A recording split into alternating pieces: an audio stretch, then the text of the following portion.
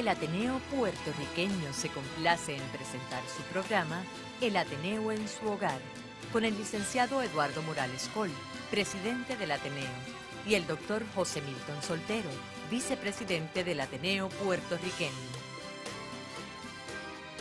Muy buenas noches, queridos amigos.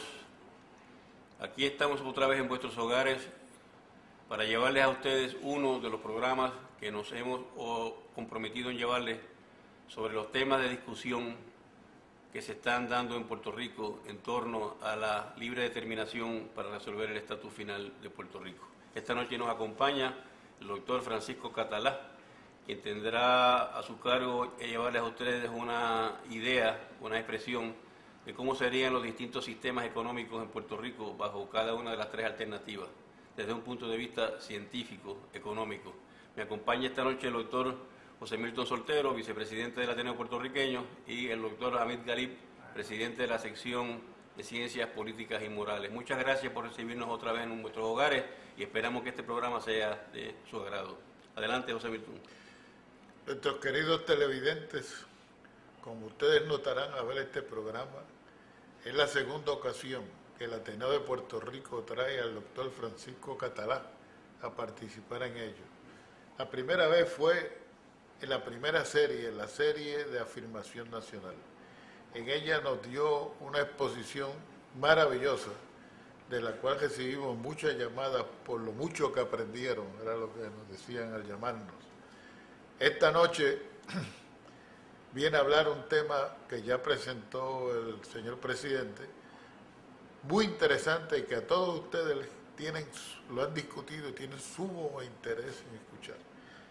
Pero para empezar esto quisiera decirles que en mis programas de radio se me han hecho en varias ocasiones en estos días la siguiente pregunta que quiero presentarle a la mesa.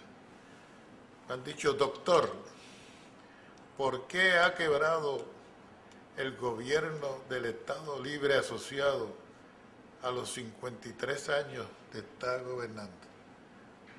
Dejo eso como una preocupación, transmitiendo una preocupación de radio escucha, y lo presento ahora en la televisión en el Ateneo de Puerto Rico. Señor doctor, tiene un tema interesante que va a necesitar la hora completita. Así es. Adelante. Así es, muy buenas noches a todos. Muy buenas noches a los compañeros del Ateneo. Estos tres vectores de Estado Libre Asociado, de estadidad y de independencia, pues han estado presentes en el tapete político en Puerto Rico por décadas. Y el tema que presentó esta noche el presidente del Ateneo, el amigo Eduardo, el licenciado Coll, Morales Coll, Eduardo, me recuerda unos estudios que se hicieron hace 15 años, justo hace 15 años, en el 1989-90, en el Congreso de los Estados Unidos, en respuesta a las definiciones de independencia, de Estado Libre Asociado y de estadidad que presentaron para esa época los tres partidos políticos de Puerto Rico. ¿Ese fue del General Accounting Office? Exactamente, hubo varios. El General Accounting Office presentó un informe. La Comisión de Finanzas, entonces la presidía Lloyd Bentsen, que luego fue secretario del Tesoro de los Estados Unidos, presentó otro informe. Y la Comisión de Recursos Naturales, que fue la que se ocupó del trabajo, presentó el proyecto de ley, el famoso S712, que nunca llegó al hemiciclo porque se colgó en el propio comité, pero que es un proyecto de ley bastante extenso y también tiene las tres definiciones con toda una serie de especificaciones. Pero no sé si la pregunta es que me vaya por esos tres vectores o la pregunta es la que tú acabas de formular. No, yo te planteé lo que radioyentes han estado preguntando en los programas, que por qué ese punto se puede traer dentro de la discusión del sistema económico actual del sin lugar a dudas. Si quieren, comenzamos por el actual, porque me parece que es lo más lógico, claro, ¿no? Sí. El sistema actual. Puerto Rico pertenece a la zona aduanera de Estados Unidos. Eso quiere decir que los productos que entran a Puerto Rico realmente están entrando a la zona aduanera de los Estados Unidos. Si hay que pagar un impuesto, lo tienen en Estados Unidos, lo tienen que pagar al entrar a Puerto Rico. porque estamos jodeados. Somos una isla jodeada de mar y una isla jodeada de la estructura arancelaria de los Estados Unidos, que es relativamente baja porque los Estados Unidos han ido bajando los impuestos sobre las importaciones de manera bastante acelerada, con algunas excepciones. Cuando le ponen impuestos a los automóviles japoneses, pues se nota.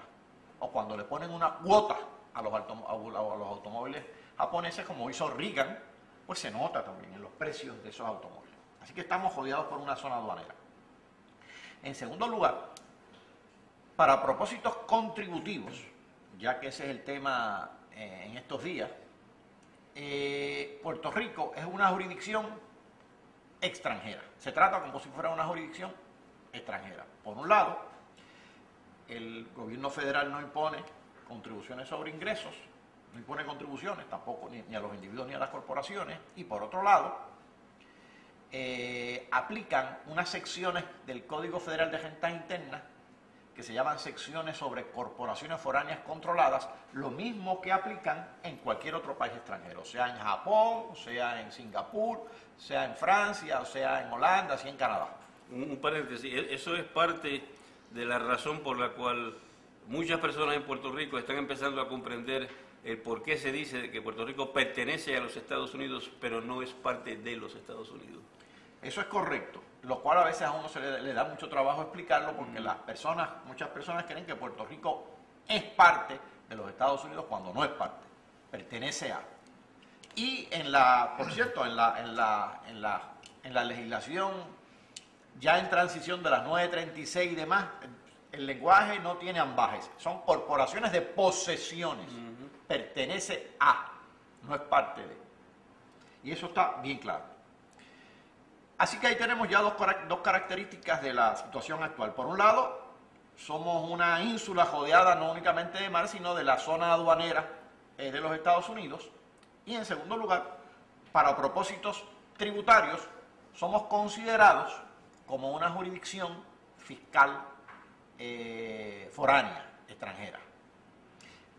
Tercer lugar, a lo largo de los años, paulatinamente, se han, en buena medida en función de la gestión que ha hecho el gobierno de Puerto Rico, incluyendo sus comisionados residentes, se han extendido una serie de programas de beneficencia de los Estados Unidos, del gobierno federal de Estados Unidos, a los puertorriqueños.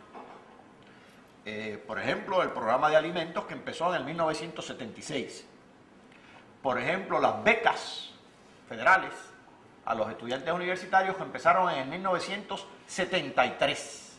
Son las llamadas Bell. Las llamadas Bell. Y lo de los alimentos, el pan. Eso empezó en el 75-76. Empezó en la transición de Ferré a Hernández Colón. Además, nosotros también pagamos una serie de contribuciones, si se quiere, como por ejemplo el Medicare y el Seguro Social. Al pagar esa contribución, nos hacemos elegibles a esos programas y en consecuencia recibimos los beneficios del Seguro Social cuando tenemos la edad para ello. Muchos de esos fondos ya se están recibiendo de forma equivalente a como se reciben en un estado, otros no. Por ejemplo, en el caso del Seguro Social, hay una sección del Seguro Social que se llama el Seguro Social Suplementario, que cobija eminentemente a personas incapacitadas, mayores de edad e incapacitados, y eso no lo... Insolvente. Exacto, insolvente. Medicaid, estamos hablando fundamentalmente. Y eso no lo reciben los puertorriqueños, esa sección suplementaria. Así que hay una fracción que no se recibe. A todo esto debo añadir entonces que, dada esa situación, Puerto Rico, sobre todo a partir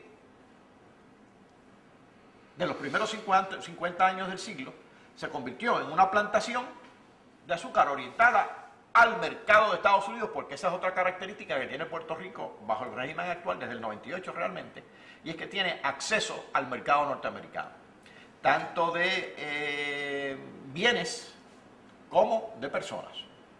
Usted puede transitar de Puerto Rico hacia Estados Unidos y puede enviar bienes de Puerto Rico hacia Estados Unidos libre de impuestos allá.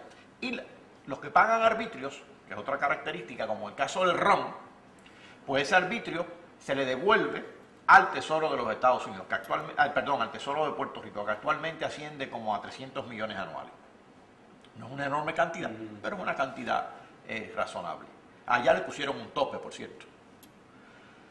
Tope que ha estado siempre en discusión si se sube, si se baja, pero esa es la situación. Así que durante los primeros años, debido al acceso que se tenía al mercado norteamericano y al hecho de que las corporaciones que se establecían acá no pagaban contribuciones federales y al hecho de que aquí había ya una industria de azúcar operando, pues nos convertimos en una enorme plantación azucarera.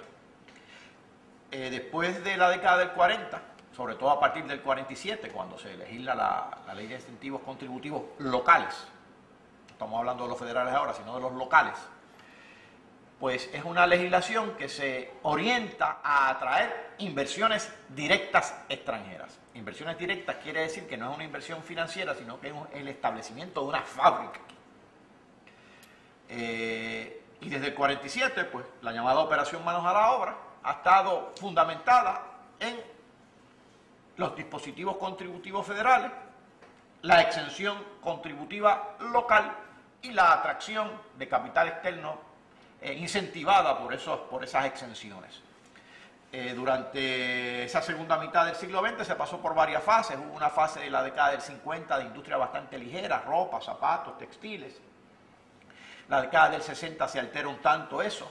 Perdemos competitividad en el mercado norteamericano, que era nuestro mercado de exportación, debido a que Estados Unidos baja los aranceles y eso provoca que las exportaciones de otros países entren libremente o relativamente fácil a Estados Unidos. No libremente, pero relativamente fácil, sobre todo exportaciones provenientes de la industria textil asiática.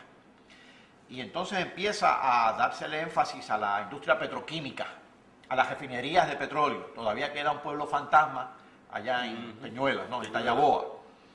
Se presumía que esa industria petroquímica iba a estar rodeada de industrias satélites que iban a utilizar la materia prima elaborada en la refinación de petróleo. Pero no fue así. No se establecieron esas industrias satélites de plástico y de otras cosas, y de distintos químicos. De los 150.000 empleos que nos habló don Roberto. Exactamente. Hablaban de unas cifras estratosféricas que nunca se hicieron realidad. Y posteriormente se transita, sobre todo a partir de la década del 70, hacia las fábricas o empresas farmacéuticas, que hoy por hoy son de la industria manufacturera las más importantes. El 70 o más de las exportaciones manufactureras de Puerto Rico provienen exclusivamente de la industria farmacéutica. Además, otro tipo de industria, como industria de fabricación de instrumentos de precisión, fabricación de maquinaria, industria de carácter tecnológico, electrónica, que se ha establecido pues a partir de la década del 70 y que ha cobrado mayor intensidad en el 80. Esa industria sobre todo fue atraída en función de la sección 936 que se legisla en el 1976 y que sustituye a la 931, que a su vez había sustituido a la 262 de la década del 20. Pero esa 936, por disposición del Congreso, se eliminó. Se dispuso una transición que termina ahora en diciembre del 2005. Y muchas de estas empresas, por lo tanto, han dejado de estar cobijadas ya por la sección 936 y se han cobijado bajo las secciones 901, 902, una serie de secciones que cobija a las llamadas empresas foráneas controladas, aprovechándose del hecho de que Puerto Rico, como dije al principio, es una jurisdicción foránea en términos tributarios. Ese es el estado actual. Quizás debo repetir, o debo añadir más bien, el cuadro contributivo local, porque me parece que está sobre el tapete también, y eso sería afectado por cualquier cambio de estatus también.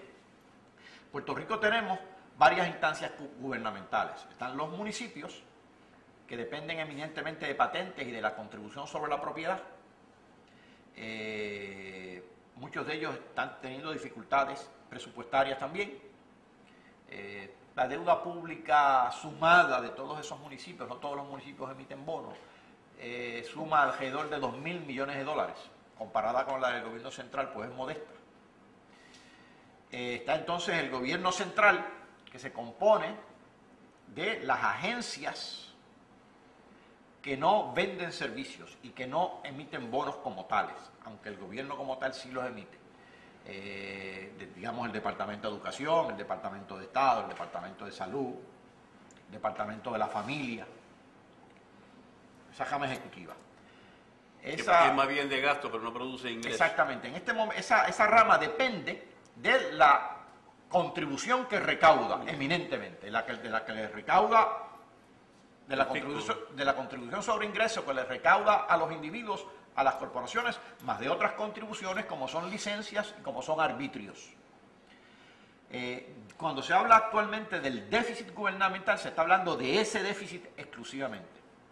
Ese gobierno central tiene un presupuesto de unos 8.000 millones de dólares. Eso excluye las corporaciones públicas, que es otra instancia completamente distinta.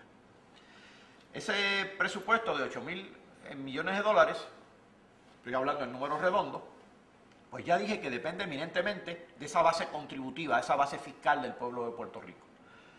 Actualmente se dice que tiene un déficit para este último año fiscal, el año fiscal en curso, de 1.387 millones, fue la última cifra que leí, que es una cifra considerable. Si consideramos que el presupuesto total son 8.000 millones, 1.000 millones es más de 1.300 millones es más de una octava parte del total, lo cual es considerable.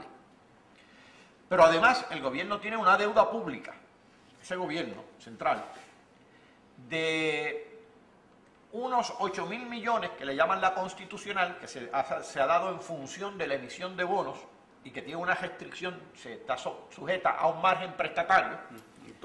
Un tope. Y ese tope está definido en función de la recaudación contributiva. Y la llamada extraconstitucional, que es como una especie de manera de esquivar el margen prestatario, que son líneas de crédito que le está extendido en el Banco Gubernamental de Fomento, entre otras cosas.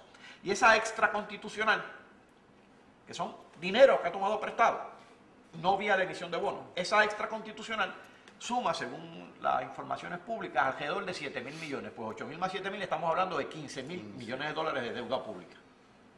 A esto se le sumaría la deuda pública de las corporaciones públicas, como la Autoridad de Acueductos Alcantarillados o como la Autoridad de Energía Eléctrica. Esa deuda pública de las corporaciones públicas, de la Autoridad de Edificios Públicos, entre otras, suma entre todas ellas alrededor de 23.000 millones de dólares.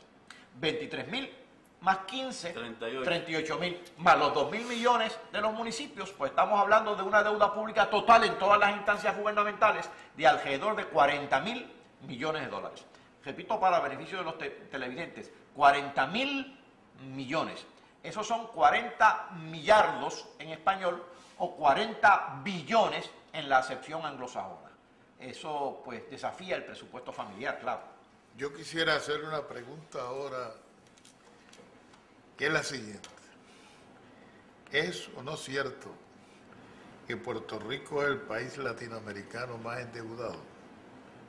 Que en el caso de México, que es un país sumamente grande, que tiene casi 300.000 millones de dólares de deuda, pero tiene 100 millones, 25 veces más que nosotros, que si multiplicáramos los 40 por 25. Tú estás hablando proporcionalmente. Proporcionalmente. O Argentina, que se dicen que es el país que quebró en América Latina, que tiene casi 40 millones de habitantes y tiene 120 millones que ahora lo van a transar por 100 millones, ¿no?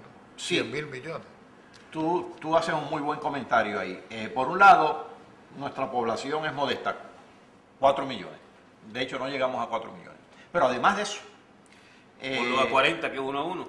Además de eso, la capacidad productiva de Puerto Rico, en la actualidad, grosso modo, el Producto Interno Bruto de Puerto Rico está más o menos por los 75.000 millones de dólares. De 70 a 75.000, no tengo la cifra aquí. Eso serían 70 o 75 billones de dólares. Si estamos hablando de una deuda pública de 40 billones, pues la fracción, la proporción de la deuda pública respecto al volumen de producción de Puerto Rico es altísima.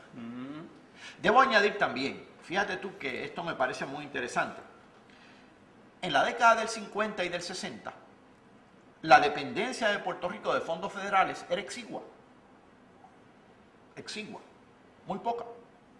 El grueso de los programas federales el grueso de la dependencia empieza después de la década del 60. Las becas eran locales, no había becas federales. El concepto de gran sociedad de Johnson pues tuvo un gran impacto en Puerto Rico. Sin embargo, teníamos unos indicadores de desempleo no diferentes a los que tenemos ahora. Y, claro, también emitimos bonos, porque los bonos se deben emitir, la deuda se debe incurrir para hacer mejoras de capital. Porque tú haces mejoras de capital, tu capacidad productiva aumenta. Es como tú en una casa. Si tú estás en una casa, de tu ingreso corriente lo usas para los gastos corrientes, para comida, para ropa, zapatos, casa y comida, como dicen. Ahora, si tú vas a hacer una mejora de capital, pues puedes hacer un financiamiento, una hipoteca. Ahora, si tú utilizas el dinero de la hipoteca para tus gastos corrientes, ahí tienes un problema. A eso es que le llaman déficit estructural actualmente. El déficit estructural es como un vicio de construcción. Es un vicio de construcción. Es un vicio en el diseño del presupuesto. Si tú tienes gastos corrientes e ingresos corrientes y los gastos corrientes exceden a los ingresos corrientes y tratas de financiar los gastos corrientes con ingresos no corrientes, ahí es que tienes el problema. Ese es el llamado déficit estructural. Yo quisiera hacer ahora la siguiente pregunta, Francisco. Doctor Catalá, si después que tú has descrito todas estas relaciones y el pueblo de Puerto Rico ha oído que somos lo mejor de los dos mundos y vivimos felices con la colonia, según dicen dirigentes políticos, dicen que todo, no hay que cambiar nada, que todo está perfectamente bien, famoso status quo. ¿Cómo es posible que después de todo de esto que nos ha estado diciendo por 53 años, ahora la realidad sea que somos el país más endeudado y vivimos una economía quebrada? Esa es la primera pregunta. ¿Nos mintieron? ¿Qué fue lo que pasó? Ya más o menos tú lo has explicado. Y lo añadiría entonces, ¿cuál es la salida? ¿Por qué ocurrió eso y cuál es la salida? Fíjate que el cuadro institucional del mundo varía dramáticamente de la década del 40 al 50 al 2005. En Puerto Rico, en la década del 40 y el 50, vive el mundo de la posguerra. Europa estaba destrozada, Japón estaba destrozado, Latinoamérica tenía muchísimas dificultades de carácter político, muchas dictaduras políticas, por cierto. Y Puerto Rico se ingenia el programa de Operación Manos a la Obra. Así que estábamos prácticamente sin competencia.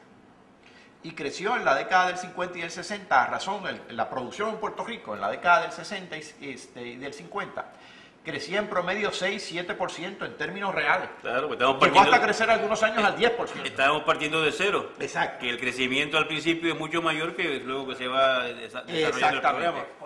¿Qué pasa luego de la década del 60? Pasan varias cosas. Primero, ya no estamos partiendo de cero. Pero segundo, ya Europa se recupera, ya Asia se recupera y empiezan a competir con nosotros dramáticamente en el mercado norteamericano. Ya no somos competitivos en textiles, ya tenemos que traer otras industrias que son intensivas en capital y no en mano de obra. Ya las tasas de crecimiento dejan de ser 7 y 8 y 6 y empiezan a ser 4 y luego 3 y luego 2 y en algunas ocasiones negativo. Es decir, ha habido contracciones, varias contracciones en la producción de Puerto Rico en varios años. Y ahora estamos creciendo, las proyecciones de la Junta de Planes son crecimiento de 2 y 2.6%, que es muy limitado. Si hay poco crecimiento, la base contributiva tampoco aumenta. Claro. Así que estamos estancados económicamente y eso afecta el fisco adversamente, eso propende al endeudamiento. Y no hemos hecho cambios institucionales, porque el mundo sí ha cambiado. Tratados internacionales, tratados contributivos. En todo caso, el cambio institucional que ha habido en Puerto Rico ha sido adverso, porque aún unas ventajas contributivas que teníamos, como la 936, la eliminaron. Y el único cambio dramático que ha habido en Puerto Rico, sobre todo en la década del 70, fue el aumento de la dependencia, vía el programa de alimentos, vía las becas. Ese fue el único cambio el welfare state, podríamos decir, sustantivo. Sí. Me gustaría, doctor, que en este momento, para esta hora, porque es que no nos va a dar la hora, de que en este momento nos plantearan lo siguiente.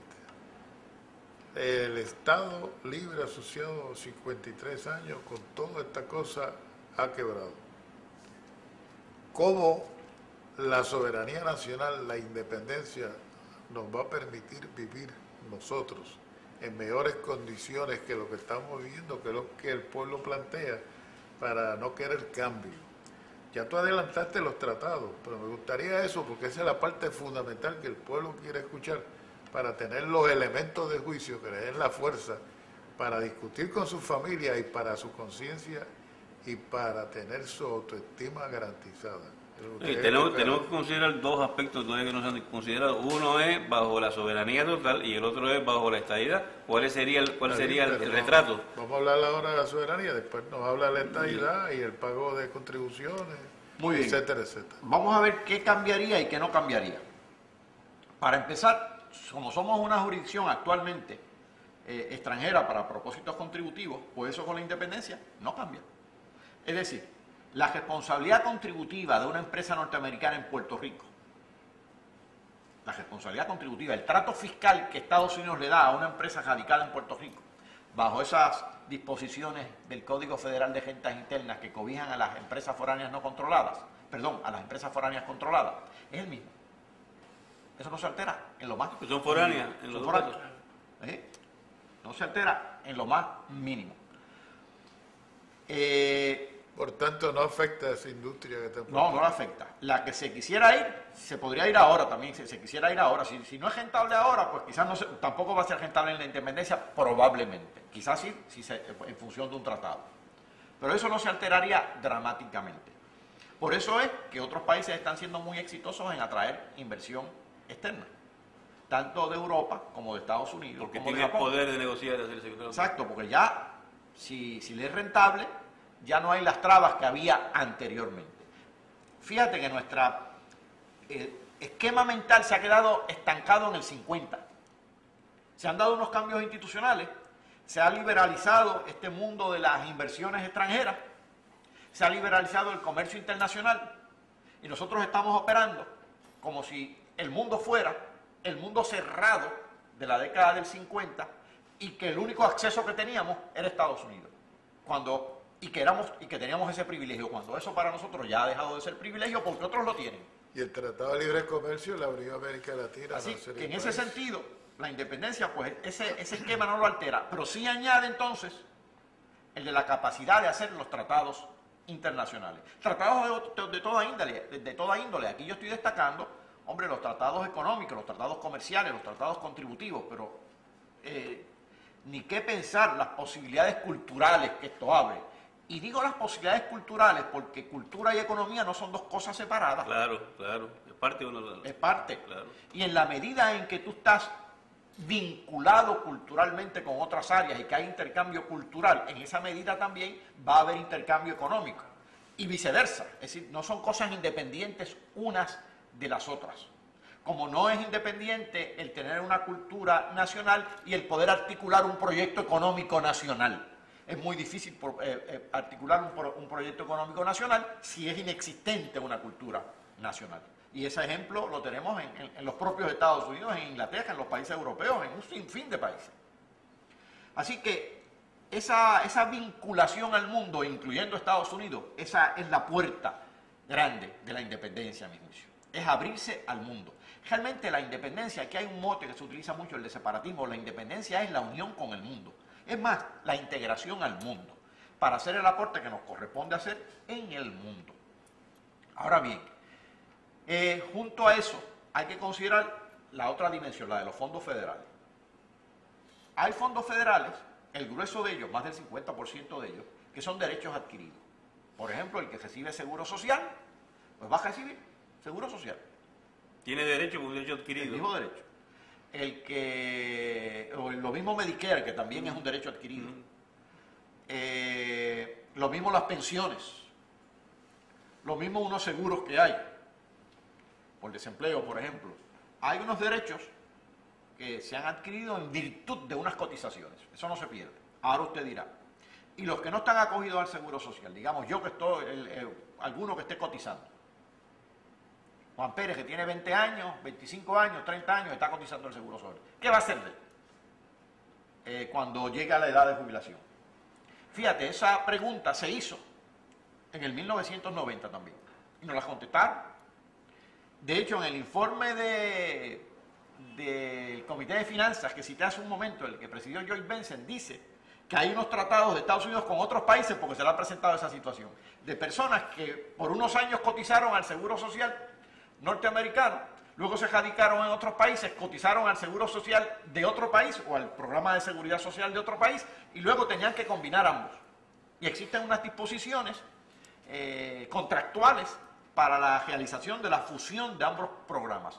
En el caso de nuestro, como hemos cotizado por tantos años, se disponía, entre otras cosas, esto pues en principio, que aquellos que hubieran cotizado 5 o 10 años, o el equivalente de la gente que estuviera cotizando 10 años, los fondos que hubieran cotizado por 10 años esas personas, vendrían a Puerto Rico y constituirían el fondo inicial de nuestro Seguro Social.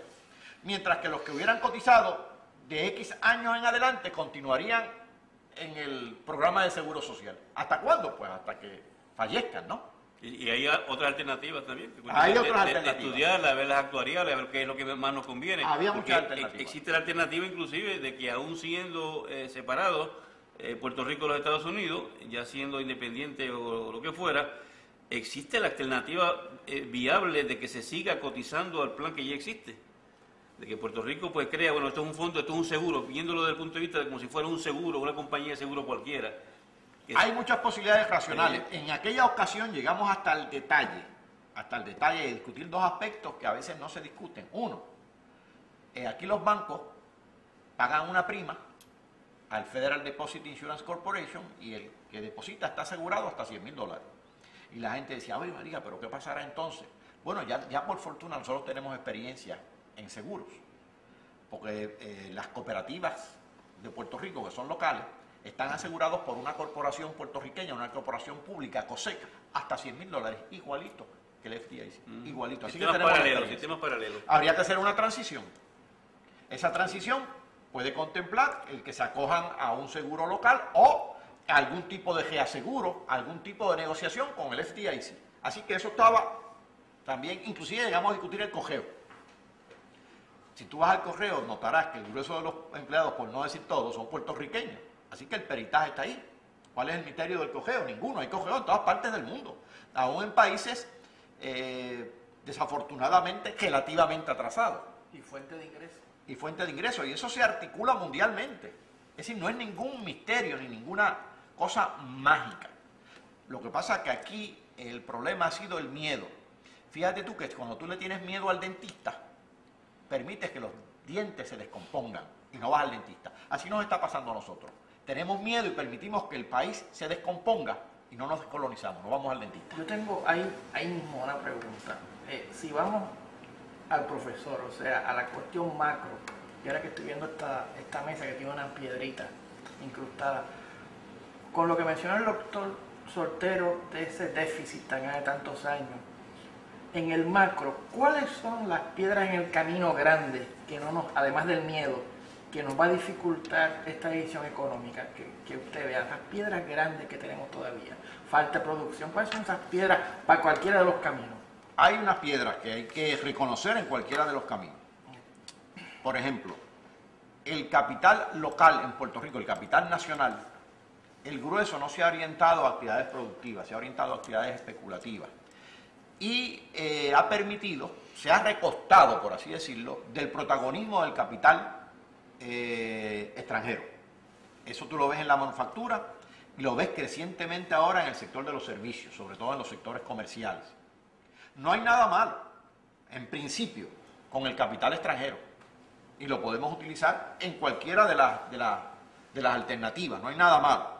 Pero es importante diseñar una estructura política que permita que ese capital extranjero nos sirva en función de nuestros intereses, que son para que nos transfiera tecnología, para que logre cierta sinergia con el capital local, de suerte que el capital local se desarrolle, por ejemplo, como son empresas de capital conjunto, mixtas, y para conquistar mercados extranjeros. Pero para conquistar mercados extranjeros necesitamos entonces que las fuentes de capital extranjero sean diversas, que venga más capital europeo, más capital japonés, más capital canadiense, aparte del estadounidense. Claro, que Y ahí existe. están los tratados que... Y ahí es que están los tratados. Para eso los tratados son fundamentales. Esa es una piedra. El miedo es otra. yo creo. Exacto. ¿Y cuál más? Bueno, tenemos un problema en Puerto Rico que no se está dando la independencia, ni dicho sea de paso, en la estabilidad tampoco, porque no tenemos ninguna de las dos, se está dando ahora, de indisciplina ciudadana. Hay una gran indisciplina. Y cuando yo digo disciplina, no me estoy refiriendo a un régimen militar, sino que tenemos que tener disciplina en el trabajo, disciplina cívica, que se evidencie Aportación ciudadana, y que se evidencie en el respeto que le tenemos a la propiedad pública, por ejemplo. Porque nosotros le tenemos muy poco respeto a la propiedad pública. Problema de las escuelas. Sí, eso se ve en las escuelas. Entonces aquí hay una gran ironía, que hemos sido muy efectivos en la estructuración de canales de consumo de productos individuales, como son los centros comerciales. Si tú vas a un centro comercial, lo vas a ver limpio, lo vas a ver muy bien estructurado. Pero que hemos sido muy ineficientes, no le hemos dado la prioridad que le hemos dado al consumo de productos individuales, a los productos de consumo colectivo, como es la educación, como es la salud, como es el agua, la provisión de agua. Entonces coexiste un centro comercial bello, limpio y con aire acondicionado, con escuelas que realmente son una vergüenza, tanto en términos del plantel físico como en términos de la capacidad de poder enseñar a esos muchachos. Y eso hay que enfrentarlo. Esa parte de la disciplina no será parte del problema de la vivencia de la nación puertorriqueña y la pérdida de autoestima que dice, ay bendito, y deja por virtud de no tener capacidad de negociar y hacer cosas. Bueno, el último gobernador de Puerto Rico, americano, que fue Towell, en su famoso libro de Strikenland, dijo que el peor daño que le habían hecho los americanos, eso fue una especie de autocrítica, a los puertorriqueños, fue hacer creer que los puertorriqueños eran menos de lo que eran, que valían menos de lo que eran, es decir, la desvalorización. La autoestima. Si tú tienes una autoestima baja, el trabajador que se siente desvalorizado, trabaja de manera desvalorizada. El trabajador que se siente atendido, que se siente valorizado, trabaja de manera valorizada, es decir, trabaja efectivamente. Y yo creo que el gran pecado de la subordinación,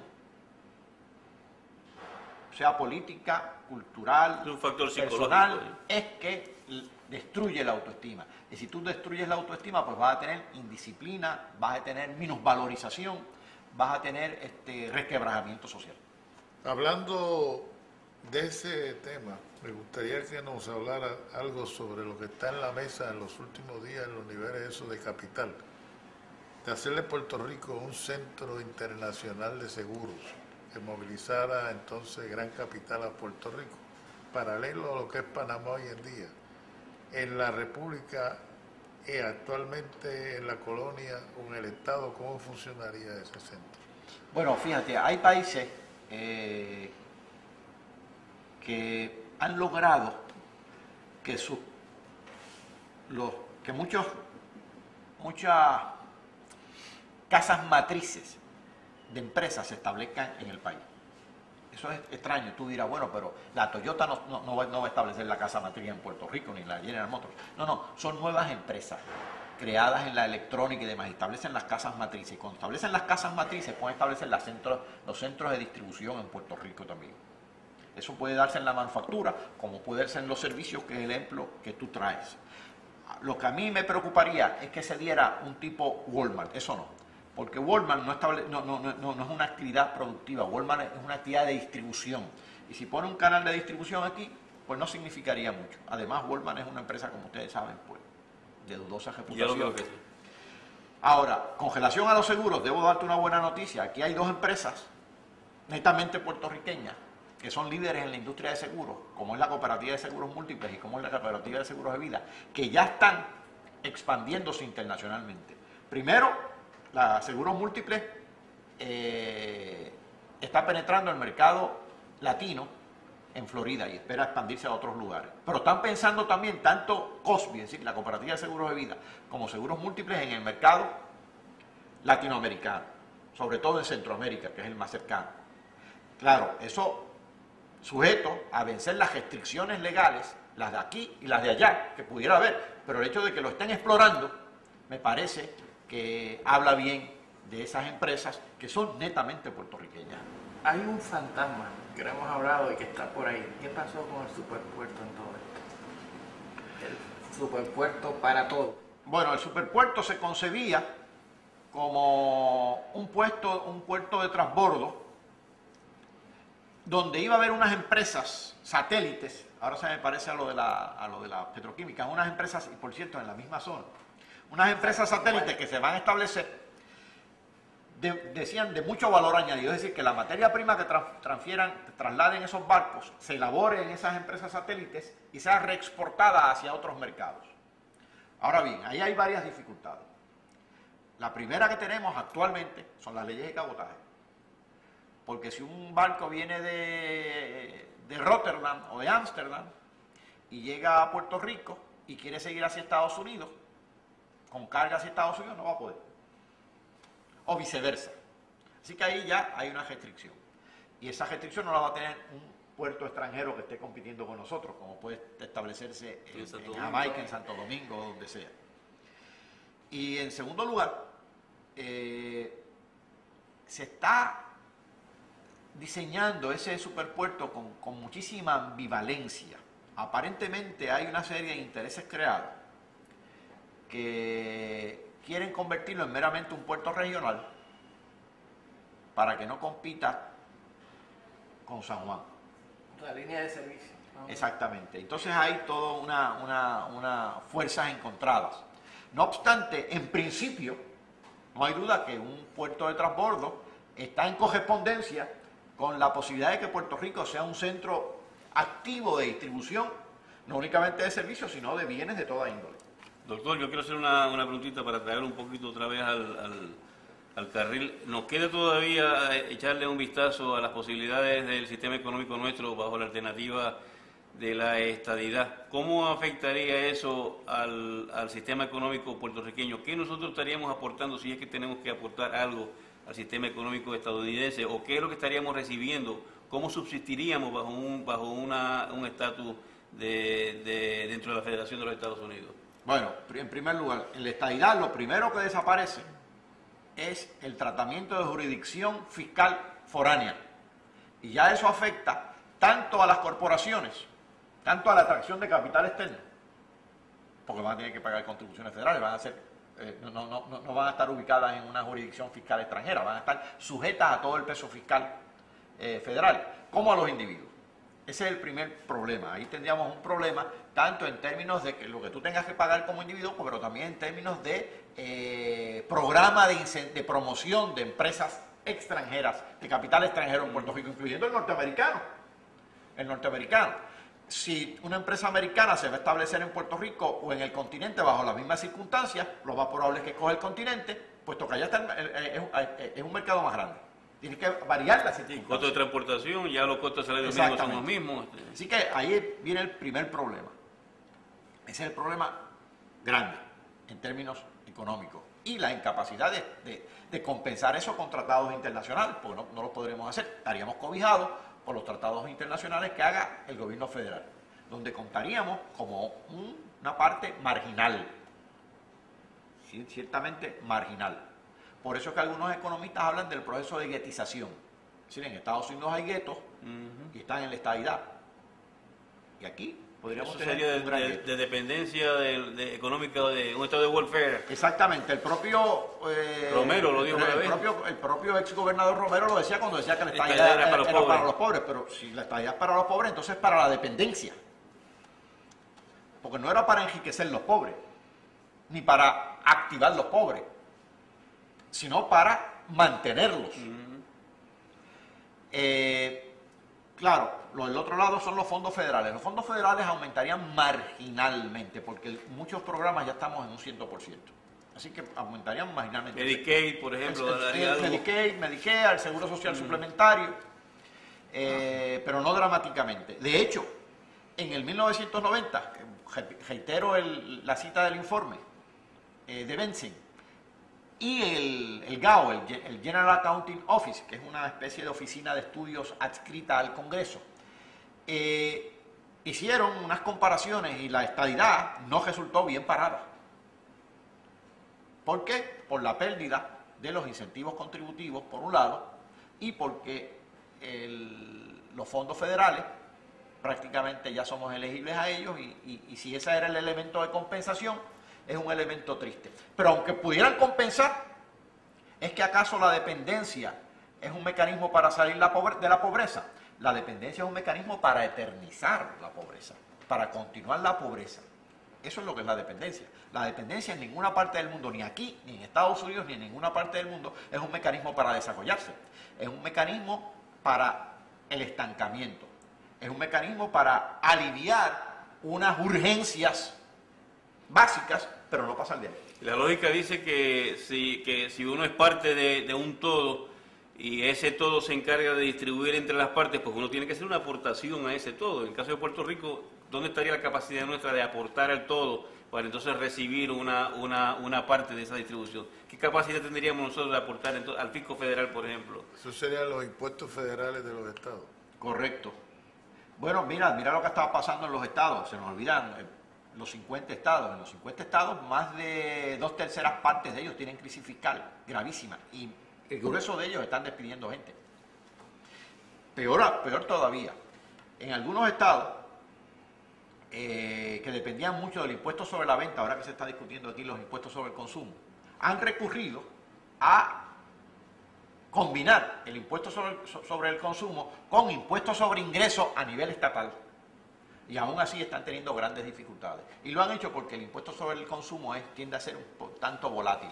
Es decir, el ingreso al fisco no es continuo porque el consumo varía más que los ingresos. Eso quiere decir que hay entonces menos estados aportando al desarrollo de la nación americana, o sea que la carga de los costos, de los gastos de la operación de todos esos estados está recayendo sobre un pequeño número de estados, están financiando a la nación.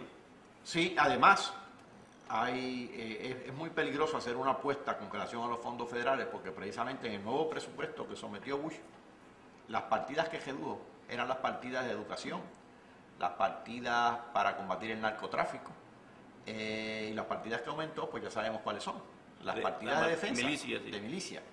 Y ante la situación económica, el déficit fiscal de Estados Unidos pues ha aumentado dramáticamente, déficit que contrasta con el año 2000, hace escasamente 5 años, porque Clinton dejó el presupuesto en superávit. Sí. Y en 4 años están 3.000 millones, creo que está.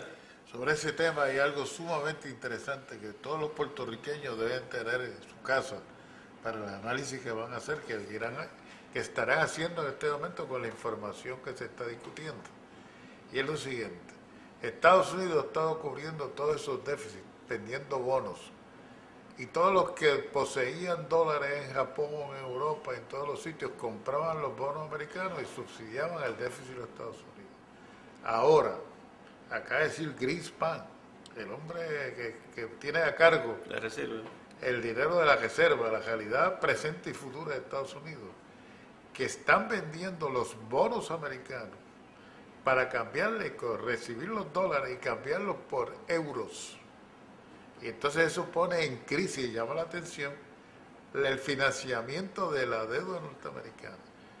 Eso es bueno que se conozca porque entonces los tributos que tendríamos que pagar los puertorriqueños en una estadidad sería para ayudar entonces a funcionar la nación americana por ese problema económico que podría traer este desbalance del poder del dólar. Bueno, ahora mismo Estados Unidos está teniendo dos dificultades. Aparte del déficit fiscal, tiene el déficit comercial. Y cuando hay un déficit, sí, exacto. Es decir, déficit comercial quiere decir que el valor de lo que vende es inferior al valor de lo que compra. Lo que le cuesta comprar. Entonces, eso generalmente tiende a devaluar las monedas. para tratar, con la devaluación del dólar, se trata de que sus exportaciones sean más accesibles a otros mercados. Por ejemplo, si baja el dólar, eso restringe el turismo de los norteamericanos en otros países, por lo tanto no van a gastar a otros países, para que se queden en Estados Unidos. Es un buen ejemplo. Pero el problema es que ha bajado el dólar dramáticamente y sin embargo el déficit comercial que se debería ir resolviendo con esa devaluación del dólar persiste, se mantiene tercamente ahí y hasta aumenta. Por lo tanto, no sabemos hasta cuánto va a devaluarse el dólar y de ahí esas medidas de Greenspan para tratar de contener eso. Dicho sea de paso, uno de los grandes compradores de deuda norteamericana es China. En este momento. Sí, en este momento. ¿Se va a convertir en el acreedor más grande de los Estados Sí. Unidos? Yo tengo una pregunta. Antes que tú digas eso, Estados Unidos es un país deudor. Si no fuera la potencia que es y el dólar no fuera la reserva que es en el mundo, si fuera otro país o un país pequeño y tuviera una deuda equivalente, dadas las escalas, ya el Fondo Monetario Internacional estaría interviniendo dramáticamente. Pero eso también dramatiza la injusticia en el mundo. En el siglo XXI se supone, y hay varios libros ahora, que el recurso más importante es el agua, para un futuro grande, macro. Puerto Rico supuestamente los países más ricos en agua en el mundo, o sea, de tener agua, y que eso puede ser un recurso estratégico importante para nosotros en un futuro. ¿Cómo ustedes ven eso? Bueno, ciertamente el petróleo blanco, en este caso el agua, que también está cobrando muchísima importancia en el Mediano Oriente, es un recurso vital. Si algún recurso vital hay en el mundo, es el agua y el aire, porque sin eso simple y llanamente no hay vida, no hay agricultura, no hay alimentos, ni nosotros podemos, ningún ser orgánico puede subsistir, ni vegetal tampoco, sin agua. Ese es un activo que tenemos, que lo debemos reconocer y que lo debemos cuidar. Desafortunadamente, no somos los cuidadosos que deberíamos con los recursos naturales en general y con el agua en particular. Pero ciertamente tenemos ese gran recurso y estamos en una zona donde la lluvia, a pesar de que hay temporadas de sequía, aquí estamos en el trópico, la lluvia es generosa. A mí me parece, profesor, que tú nos has planteado una serie de información y datos que nos obligarían para sacar el máximo provecho a este programa y para que nuestros televidentes puedan tener una idea final de lo que ha pasado aquí esta noche, que concluyéramos sobre la realidad económica de Puerto Rico en las tres posibilidades de estatus. Se ha planteado, sabemos y vivimos, eso no hay que discutirlo, que en los 53 años, y eso es la pregunta del pueblo, ¿por qué quebramos 53 años de gobierno de Lela? Se han planteado la falta de poderes para hacer negociaciones, etcétera, etcétera, la gran desventaja que significa un sinnúmero de situaciones nuestras. Como son grandes empresas de una inversión de capital inmenso que producen extremadamente pocos empleos, y vemos nosotros unas farmacéuticas tremendas que además pagamos los precios altísimos porque se generan aquí los productos, van a Estados Unidos y regresan. Hemos visto que en la independencia que tanto miedo se le ha dado a Puerto Rico en los últimos 107 años que hemos vivido de dependencia de Estados Unidos, que la independencia no era tan mala porque 170 países del mundo lucharon por la independencia, cuando después de la Segunda Guerra Mundial lo que habían era 57 naciones libres. Y que se ha planteado que una nación libre con responsabilidad social, que es la que tú estás planteando, que se ha desarrollado en Puerto Rico por una gran cultura, porque uno tiene ventaja de los sufrimientos que pasan. Aquí ha habido un gran desarrollo tecnológico de preparación educativa, infraestructural con aeropuertos, con barcos, con puertos, comunicación eléctrica, agua por todos lados, con todas las dificultades del no crecimiento de la oferta del agua contra la demanda de las viviendas, ¿no? dentro de toda esa realidad social se ve que la independencia funcionaría y en la negociación que se hiciera con Estados Unidos funcionaría más. El estadidad nos ha planteado lo que significaría, que no es la palacea de lo que cuando Romero explicaba de la ventaja de la igualdad, pues una independencia para una relación política para la dependencia. Hay un doble freno, de hecho, de los estados que ya están en déficit, que van a decir, ¿qué pasa? Va a entrar otro estado más al déficit, a pedir, a vivir de lo que dan los estados ricos, y también hay una resistencia de los estados ricos. Ahora va a venir otro estado más a yo tener que mantenerlo como un estado de welfare, así que debe haber una doble resistencia de ambos lados, ¿no? ¿Qué tú tienes que decir para que después el poeta no hable de la niña? Bueno, yo lo que diría sería lo siguiente. Yo creo que hay que ser ciego para no darse cuenta que en los últimos 30 años han pasado dos cosas. Que Puerto Rico se ha estado deteriorando económica y socialmente, eso es un hecho. Y la otra cosa es que el estatus del mundo se ha alterado dramáticamente. Estados Unidos hace 30 años no tenía ni un solo tratado de libre comercio, ahora tiene varios. Y hay como 300 en el mundo. Pues eso para citar una instancia nada más. Mientras nuestro estatus se ha congelado. Lo menos que podemos hacer es, por eso es que yo creo en toda esta discusión sobre el estatus, porque no es un lujo ni es un capricho cultural. Que se pongan de acuerdo los estadistas, los populares, los estadolibristas, los independentistas sobre un mecanismo procesal y que vía ese mecanismo procesal estos elementos sustantivos se pongan entonces sobre el tapete. Muy bien, exactamente eso es lo que estamos procurando. Porque primero viene el acuerdo sobre el asunto procesal. ¿Cómo lo hacemos? Pero ciertamente luego sobre la mesa. ¿Qué es lo que hacemos? Hay que poner los elementos sustantivos y deliberar y dialogar de pueblo a pueblo. A ver cómo es que se resuelve esto. Poeta, pero estos elementos sustantivos tienen que estar sobre la mesa. Para darle un final poético a esto. No, antes que eso yo creo que lo que hay que hacer, lo que mencionó el profesor, es que sacar las piedritas del camino. La primera piedra es el miedo a nosotros mismos. Mientras tengamos miedo a nosotros mismos, no llegamos ni a decisiones. La segunda piedra que se ha mencionado es la piedra de la falta de civismo, en proteger lo nuestro, en ser orgulloso de lo que tenemos. Y la tercera piedrita... Esa segunda piedrita es un problema de educación. Claro, en lo que se lleva a la decisión. Y la tercera piedra, que yo creo que es la más grave económicamente, es que tenemos que ser productores. No estamos, creo que, produciendo nada, inclusive a ninguna decisión si no somos productores de algo.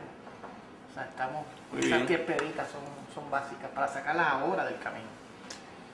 Señor presidente, Bueno, yo lo quiero felicitar y agradecer al doctor Catalá, que ha estado otra vez con nosotros, y yo creo que fue muy importante ver la perspectiva de la economía nuestra bajo las tres alternativas, aunque de una manera somera, porque una hora verdaderamente no da para discutir tantas alternativas ni tantos problemas, pero poco a poco lo iremos haciendo, y sobre todo yo creo que logramos algo muy importante, y es que ustedes han captado muchos aspectos que de otra forma no lo hubieran hecho.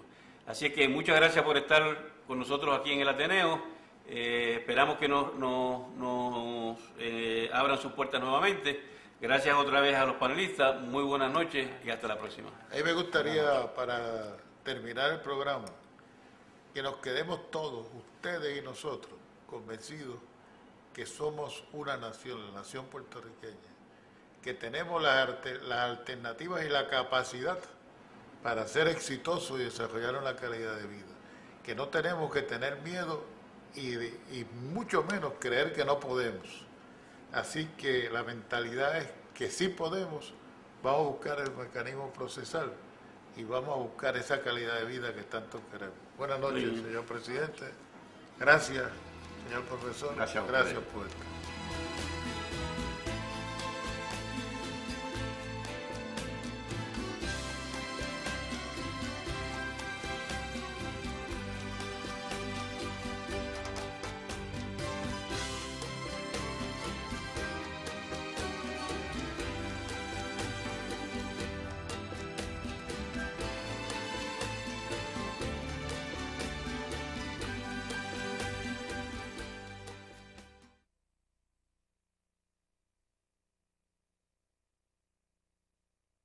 Puertorriqueño, esa sección suplementaria. Así que hay una fracción que no se recibe.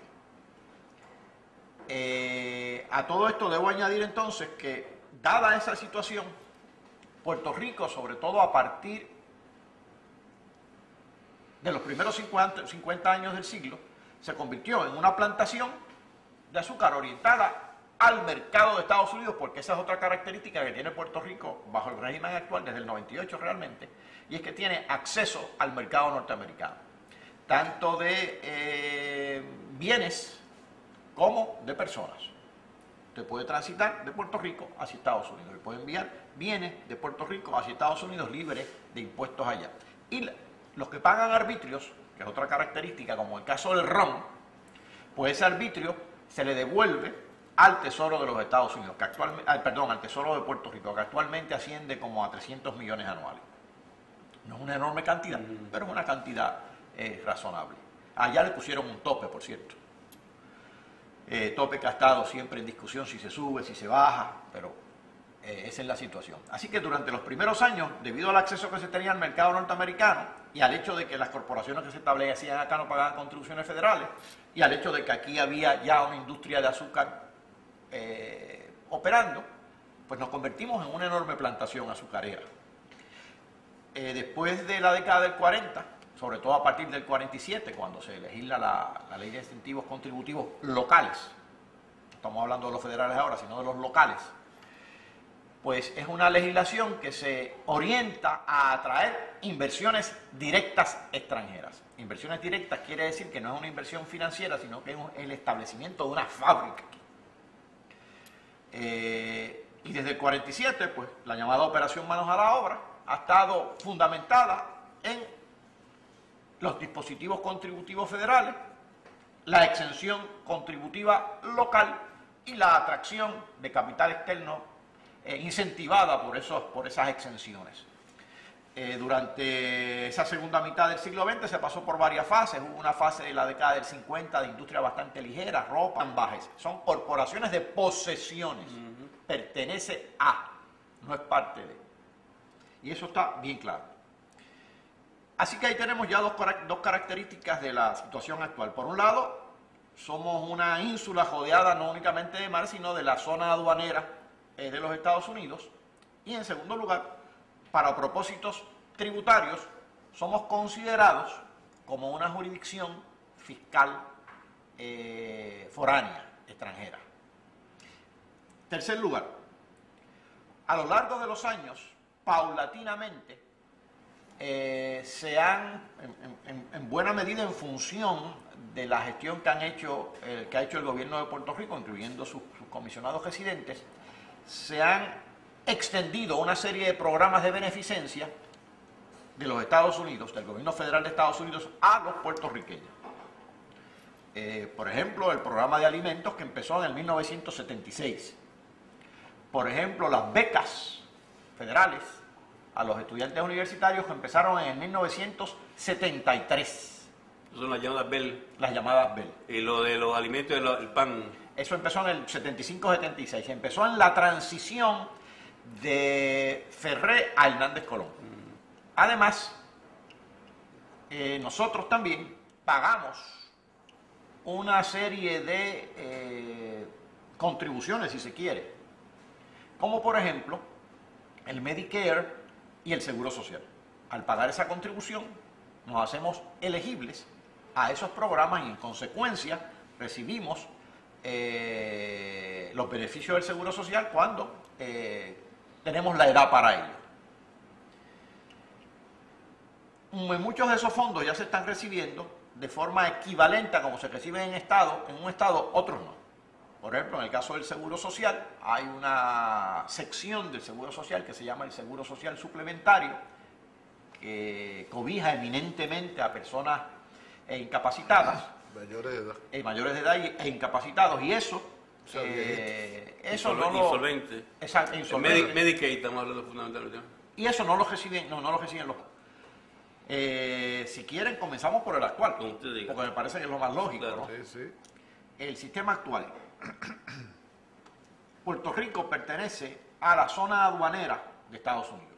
Eso quiere decir que los productos que entran a Puerto Rico realmente están entrando a la zona aduanera de los Estados Unidos. Si hay que pagar un impuesto, lo tienen en Estados Unidos, lo tienen que pagar. al entrar a Puerto Rico. Porque estamos jodeados, somos una isla jodeada de mar y una isla jodeada de la estructura arancelaria de los Estados Unidos, que es relativamente baja porque los Estados Unidos han ido bajando los impuestos sobre las importaciones de manera bastante acelerada, con algunas excepciones. Cuando le ponen impuestos a los automóviles japoneses, pues se nota. O cuando le ponen una cuota a los automóviles japoneses, como hizo Reagan, pues se nota también en los precios de esos automóviles. Así que estamos jodeados por una zona aduanera. En segundo lugar, para propósitos contributivos, ya que ese es el tema en estos días, Puerto Rico es una jurisdicción extranjera. Se trata como si fuera una jurisdicción extranjera. Por un lado, el gobierno federal no impone contribuciones sobre ingresos, no impone contribuciones tampoco ni a los individuos ni a las corporaciones, y por otro lado, aplican unas secciones del Código Federal de Rentas Internas que se llaman secciones sobre corporaciones foráneas controladas, lo mismo que aplican en cualquier otro país extranjero, sea en Japón, sea en Singapur, sea en Francia, sea en Holanda, sea en Canadá. Un paréntesis, eso es parte de la razón por la cual muchas personas en Puerto Rico están empezando a comprender el por qué se dice que Puerto Rico pertenece a los Estados Unidos, pero no es parte de los Estados Unidos. Eso es correcto, lo cual a veces a uno se le da mucho trabajo explicarlo porque muchas personas creen que Puerto Rico es parte de los Estados Unidos cuando no es parte, pertenece a. Y por cierto, en la legislación ya en transición de las 936 y demás, el lenguaje no tiene...